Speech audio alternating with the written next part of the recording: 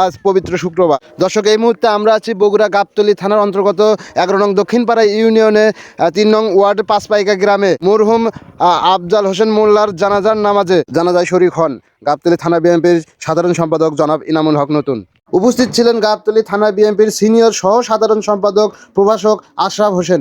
উপস্থিত ছিলেন গাবতলী থানা বিএনপির সহ সাংগঠনিক সম্পাদক জনাব মমিনুল হাসান মমিন। উপস্থিত ছিলেন দক্ষিণপাড়া ইউনিয়নের সভাপতি ও সাবেক চেয়ারম্যান জনাব নূহ আলম সর্দার। উপস্থিত ছিলেন দক্ষিণপাড়া ইউনিয়নের সাধারণ সম্পাদক জনাব মিজানুর রহমান হান্নান ও বিএনপির সকল অঙ্গ দলের নেতৃবৃন্দ, এলাকাবাসী। বিএনপির একজন কাণ্ডার হিসেবে কাজ করেছেন। উনি এই দক্ষিণপাড়া ইউনিয়ন বিএনপির সাধারণ সম্পাদক ছিলেন। আমাদের 3 নম্বর ওয়ার্ড বিএনপির বর্তমান সভাপতি দায়িত্ব পালন করেছেন। সম্মানিত মুসলিমবৃন্দ, বিএনপি পরিবারের প্রবীণ রাজনীতিবিদ আফজাল হোসেন আজ আমাদের মাঝে চিরবিদায় গ্রহণ করলেন। উনি অত্যন্ত সামাজিক ব্যক্তিত্ব সম্পন্ন একজন মানুষ ছিলেন। বিএনপি দীর্ঘদিন রাজনীতি করেছেন, একসময় এই ইউনিয়নের দায়িত্ব, সেক্রেটারির দায়িত্ব, সাধারণ সম্পাদকের দায়িত্ব পালন করেছেন। আসসালামু আলাইকুম। যে মাইকের জানাজার জন্য আমরা এখানে একত্রিত হয়েছি, তার সাথে আমার সম্পর্ক ছিল ছেলে এবং পিতার। কারণ 90 সালের 6 ডিসেম্বরের সাথে প্রথম তার সাথে তখন থেকে পরিচয়। আমি তখন ছাত্র দল করতাম। তার নাম আফজাল হোসেন মোল্লা, আর আমার বাবার নাম ছিল আফজাল হোসেন সরকার। এই নামে মিল থাকার কারণে সে আমাকে ছেলে হিসেবে দেখতো, আমি তাকে বাপ হিসেবে দেখতাম। অনেক জীবনের এই দীর্ঘ একটা সময় এই রাজনৈতিক কারণে বিভিন্ন কাজে বিভিন্ন লোকের সুপারিশ নিয়ে আমার এবং মিল্টন ভাইয়ের কাছে সব সময় তার যাতায়াত ছিল। এই দীর্ঘ একটা জীবনে তার কাজকর্মের মধ্যে ভুল ত্রুটি হতেই পারে, এটাও স্বাভাবিক।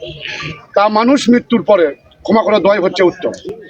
আমি গাবতলী থানা বিএনপির পক্ষ থেকে আপনাদের কাছে করজন অনুরোধ, এখানে আমরা বিভিন্ন রাজনৈতিক দলের নেতৃবৃন্দ, মুক্তিবৃন্দ আছে, আপনারা সবাই তাকে ক্ষমা করে দেবেন।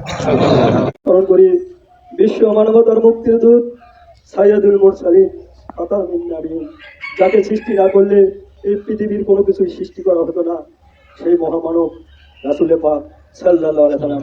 সবাই বলেন সাল্লাল্লাহু আলাইহি ওয়াসাল্লাম।